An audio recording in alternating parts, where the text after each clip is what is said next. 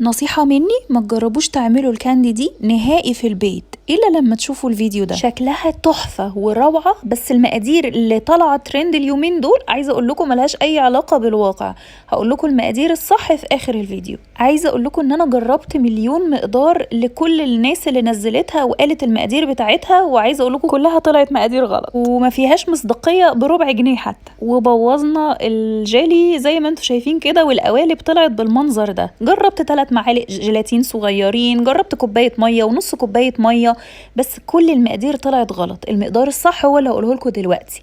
كيس جيلي هنحط عليه 3 معالق كبار مليانة جيلاتين، نص كوباية مية، نقلب كويس، نرفعهم على النار لغاية ما يدوبوا كويس مع بعض. وزي ما انتم شايفين كده وهو سخن لسه، بحطه في حاجة ببوز اعرف اصبها في القوالب بتاعتي الصغيرة، وبس احطها في التلاجة 4 ساعات. عايزة اقول لكم بتجمد وتبقى تحفة، ما بتسحش وما بتفكش. بس اهم حاجة برضو احنا مش هنسيبها بره التلاجة.